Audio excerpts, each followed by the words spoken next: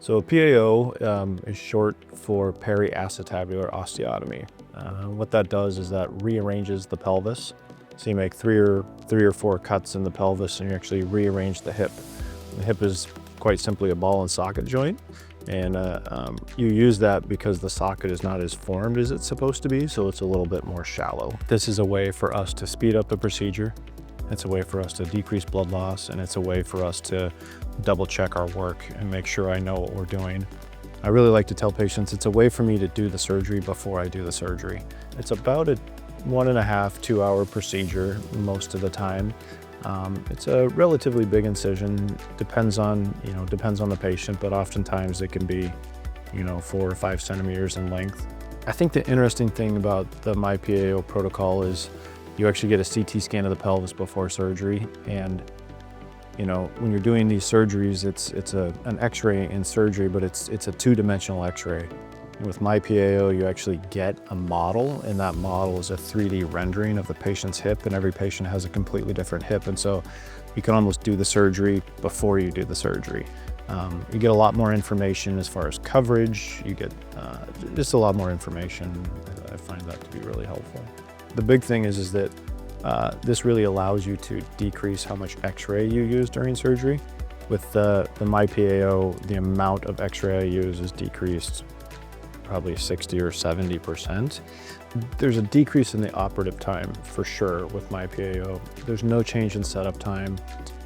The only thing you have to be cognizant of is they need a CT scan, and that needs to be done typically a month before surgery, which isn't a big deal.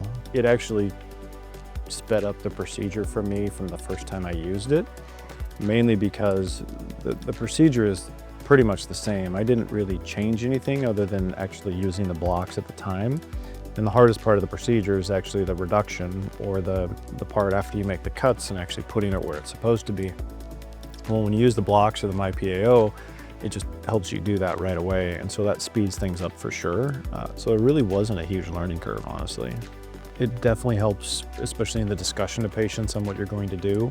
A lot of patients, especially, they get their models, and these actually come in surgery. It's their pelvis, and a lot of people, I have these models here in clinic that I use that I show them, and everybody wants their model after surgery because they like to see the actual cuts that are made. They actually like to see their 3D rendering of their hip. And I definitely think it allows you to really show a patient what you're actually going to do, because describing a PAO to somebody, it's pretty difficult. And actually showing them a 3D model, most people are visual learners, and that kind of helps. And the other thing that MyPAO does is it also takes the femur into consideration. So you have the socket, but you have the femur as well, and where the femur is really matters. And so then you can take this thing through a virtual range of motion, and it's super helpful to really dial things in. You'd be surprised at what you look at in a plan and the difference from patient to patient. It's pretty significant.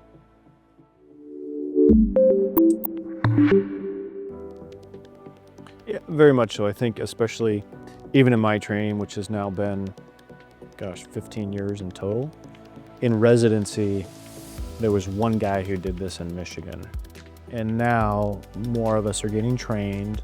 There's 3 people in this area that do it. So I think you're gonna have a lot more trickle-down effect where it's diagnosed in primary care or pediatrics offices, or just, my partners in general send them to me now. So you're gonna see a lot more for sure, just based on numbers alone, and kind of recognition and diagnosis. A lot of 20 and 30-year-olds have just had hip pain, and they've been told, you just have to deal with it. You're too young, you can't have a hip replacement. And now there's actually something you can do. So I do think it'll definitely increase for that reason alone, yeah. I mean, my PAO business in and of itself is every single year increases 15 or 20%. It's a lot.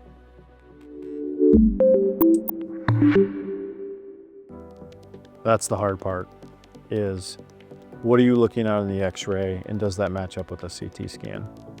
And the answer is yes, because oftentimes it doesn't necessarily match up 100%. And so you have to be, at the end of the day, it's really about the physical exam when you're done. And I think we forget about that part in surgery. It's You do this correction, and then you take their hip through a range of motion, and you see where you are.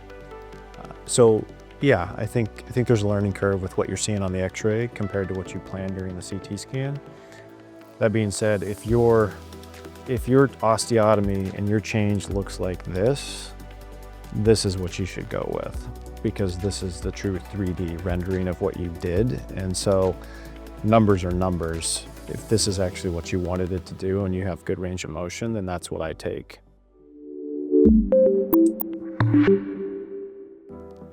So I think augmented reality is the next step. And the reason I say that is, with a PAO, there are a couple of cuts that you make and a couple of moves that you make that are dangerous. And if you talk to any PAO surgeon over their career who makes it out of their career without having a sciatic nerve injury or an obturator nerve injury, almost all of us have something. It just happens. And so if you could implement augmented reality to overlay the anatomy as you're making your cuts, and so you know where the sciatic nerve is coming out of the notch, you know where the obturator neurovascular bundle is, I think that's a game changer. I really do, because those complications, while they're rare, they're devastating.